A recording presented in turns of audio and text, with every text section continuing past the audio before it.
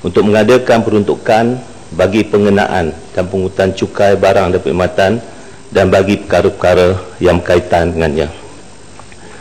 Datuk Ketua, pelaksanaan cukai barang dan perkhidmatan atau lebih dikenali sebagai Goods and Service Tax GST merupakan satu langkah kerajaan dalam menyusun semula struktur percukaian negara. Di dalam mencapai status negara maju dan berpendapatan tinggi, negara perlu mempunyai sistem percukaian lebih telus, efisien dan mesra perniagaan. GST yang dicadangkan bukanlah merupakan cukai baharu. GST akan menggantikan cukai jualan dan cukai perkhidmatan yang sedang dilaksanakan sekarang.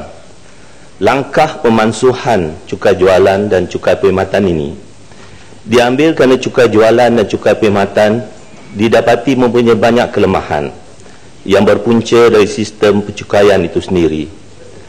Antara kelemahan yang dikenal pasti adalah elemen cukai atas cukai yang menyebabkan pengguna terpaksa membayar harga yang lebih tinggi dan aktiviti pemindahan harga dengan izin transfer pricing yang memberi kesan kepada kutipan hasil negara. Kelemahan ini sebenarnya memberi kesan negatif bukan sahaja kepada negara tetapi juga kepada pengguna. GST telah terbukti sebagai satu sistem percukaian lebih efektif dan efisien serta mempunyai banyak kebaikan. Berdasarkan alasan itu juga, didapati sebanyak 160 buah negara di dunia telah melaksanakannya. Datuk Ketua, rang undang-undang ini mengandungi 15 bahagian yang merangkumi 197 fasal termasuk 4 jadual. Peruntukan dalam rang undang-undang ini diringkaskan seperti berikut. Bahagian 1, Fasal 1 hingga 4 bertujuan memperuntukkan perkara permulaan di mana antara perkara pertama yang diperuntukkan adalah tentang apakah yang dimaksudkan dengan perniagaan dalam konteks pengenaan GST. Perniagaan yang dimaksudkan adalah termasuk apa-apa perdagangan, profesion, pekerjaan atau apa-apa aktiviti serupa yang lain, sama ada bagi keuntungan wang ataupun tidak. Namun begitu, maksud perniagaan tidak meliputi pekerjaan di bawah kontrak perkhidmatan dan hobi. Selain itu, maksud perbekalan barang atau perkhidmatan juga diterangkan di samping menyenaraikan perkara yang dikira sebagai pembekalan barang atau perkhidmatan di dalam jadual pertama dan juga menyenaraikan perkara yang bukan perbekalan barang atau perkhidmatan di dalam jadual kedua.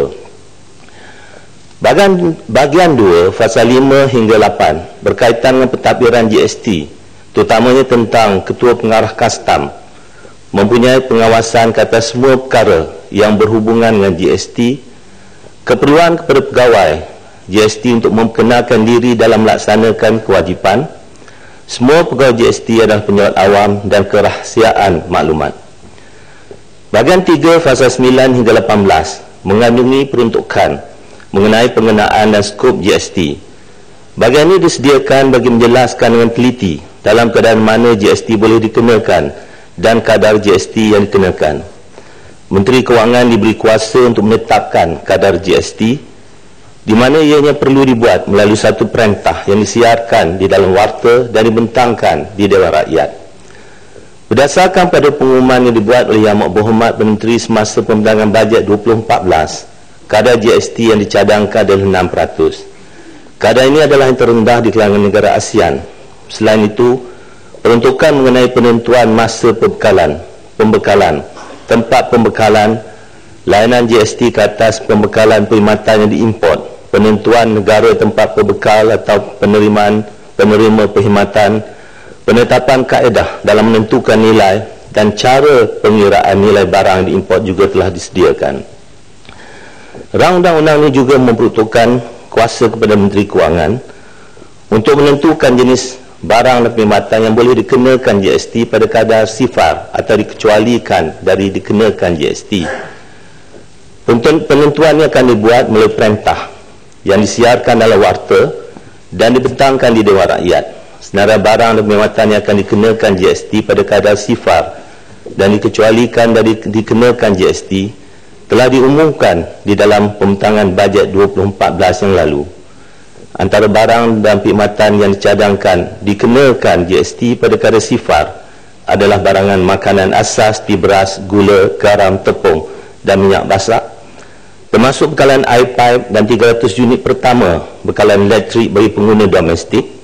Selain itu, perkhidmatan pengangkutan seperti perkhidmatan bas, kereta api, LRT, taksi, feri, bot, tol, lebuh raya, serta perkhidmatan pendidikan dan kesihatan juga akan dikecualikan dari dikenakan GST.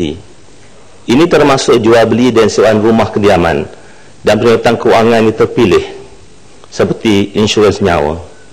Langkah diambil kerajaan ini sebenarnya bagi menjadikan GST yang dilaksanakan kelak bersifat progresif di samping membantu golongan berpendapatan rendah dan sederhana. Bahagian 4 fasa 19 hingga 32 memperkatakan perkara berkaitan pendaftaran. Peruntukan telah digubal adalah berkenaan pendaftaran secara mandatori dan pendaftaran secara sukarela bagi mana orang yang ingin mendaftar.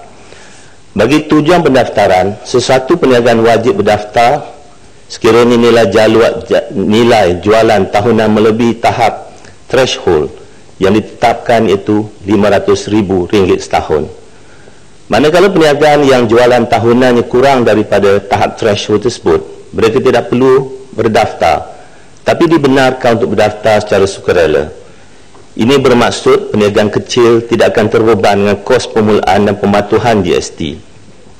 Kuasa penetapan tahap threshold ini diberikan kepada Menteri Kewangan dan ianya perlu dibuat melalui satu perintah dan disiarkan di dalam warta. Selain itu, peruntukan berkaitan pendaftaran secara berkumpulan, pendaftaran bagi perkongsian, pertubuhan dan organisasi yang serupa, dan pendaftaran bagi cawangan terbahagian juga telah digubal. Bahagian 5 fasa 33 hingga 53 membuat peruntukan mengenai perakaunan, tafsiran, mendapatkan semula cukai dan sebagainya.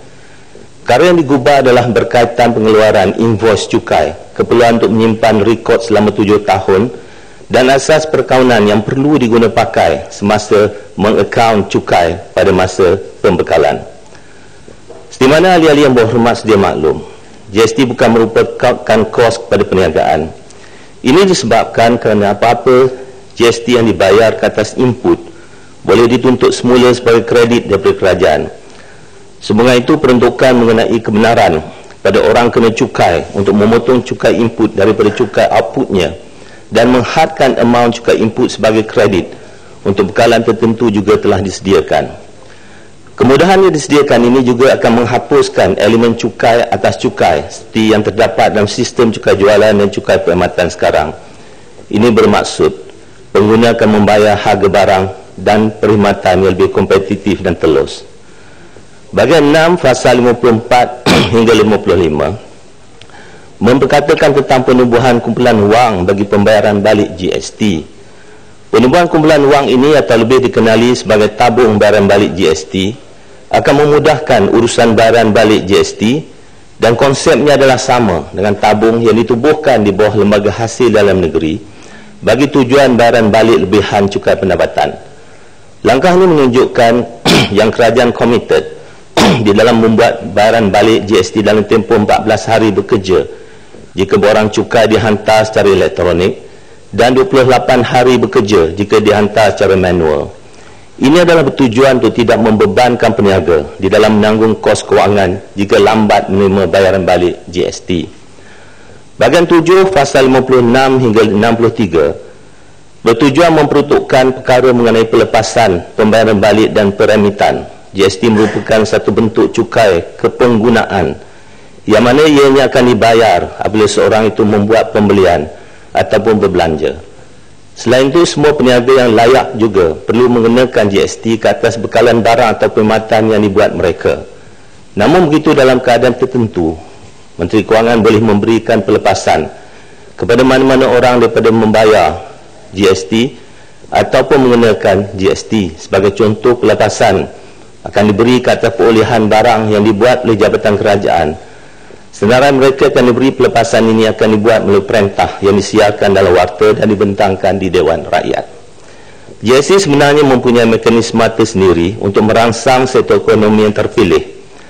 Seperti kita sedia maklum, industri pelancongan merupakan salah satu industri penting dalam perkembangan ekonomi negara. Di dalam memastikan perkembangan positif industri pelancongan, terutamanya dalam menjadikan Malaysia sebagai destinasi membeli belah utama dunia, peruntukan mengenai skim bayaran balik pelancong telah disediakan. Melalui skim ini, pelancong yang beli barang di kedai yang diluluskan dan seterusnya membawa keluar barang tersebut boleh menuntut balik GST yang telah dibayar ke atas barang tersebut. Tuntutan bayaran balik boleh dibuat di lapangan terbang antarabangsa dan bayaran balik ini akan diproses dan dibuat oleh ejen bayaran balik dilantik kerajaan. Bahagian 8 fasa 64 hingga 75 membuat peruntukan mengenai kes khas dalam menjadikan sistem pencukai GST ini lebih mudah ditadbir urus. Perkhidmatan dibuat oleh Jabatan Kerajaan Persekutuan dan Negeri tidak akan termasuk dalam skop kenaan GST. Ini bermaksud orang ramai tidak perlu membayar GST ke atas perkhidmatan kerajaan seperti pengeluaran lesen, pasport dan kad pengenalan. Layanan yang sama juga diberikan ke atas perkhidmatan dibuat oleh pihak berkuasa tempatan dan badan kanun berkaitan dengan fungsi pengawal seliaan dan penguatkuasaannya. Kerana sedar bahawa pelaksanaan GST mestilah bersifat mesra peniaga, di mana ianya perlu selari dengan aturan biasa satu jenis perniagaan. Sehubungan itu, peruntukan mengenai pelepasan hutang lapuk, pelepasan barang terpakai, pelantikan dan tata cara bekalan dibuat oleh ejen. Pemindahan usaha berterusan dan usaha sama telah disediakan. Selain itu, skim-skim khas juga diperkenalkan bagi memenuhi keperluan urus niaga yang mempunyai karakter yang tersendiri. Skim-skim khas yang terdapat dalam rang undang-undang ini adalah seperti berikut. Pertama, skim penggundangan. Sekiranya terdapat bekalan ke atas barang diimport yang tertakluk pada skim penggundangan, maka bekalan yang berlaku dalam gudang tersebut tidak akan dikenakan GST. Skim pedagang diluluskan, cukai ke atas barang diimport akan digantung, tapi ianya perlu di-account dalam tempoh bercukai berlakunya pengimportan tersebut. Skim penghilang tol diluluskan, bekalan barang siap daripada penghilang tol kepada prinsipalnya berada di luar negara tidak akan diambil kira dalam pengenaan GST. Skim tukang emas diluluskan, orang kena cukai tidak perlu mengakaun GST yang dikenakan ke atas bekalan barang tertentu kepada tukang emas diluluskan. Sebaliknya, tukang emas yang diluluskan tersebut perlu mengakaunkan sendiri cukai tersebut. Skim kadar rata. Skim ini membenarkan orang yang layak untuk mengenakan tambahan kadar rata ke atas balasan bekalannya. Skim ini secara asasnya adalah disediakan ke petani yang belum mencapai threshold. Aktiviti pasaran modal dan skim ini, broker saham dan remisers akan dianggap sebagai satu entiti tunggal bagi tujuan pendaftaran. Skim ini adalah bertujuan untuk mengurangkan masalah yang dihadapi oleh remiser yang majoritinya berada di bawah tahap threshold ditetapkan dan jualan tahunan ini tidak menentu.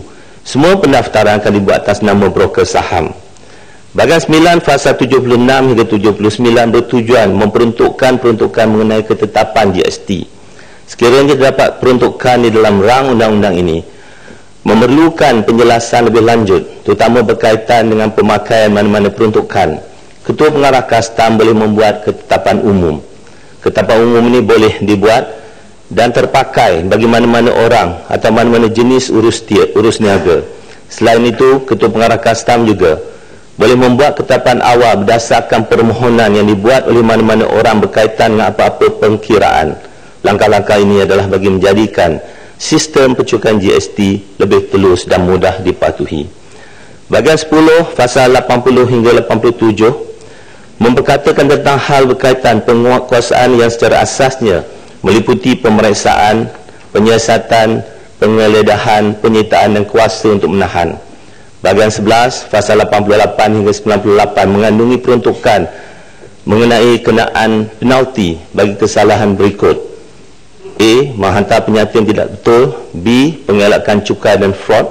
C. Memperoleh bayaran balik secara tidak wajar.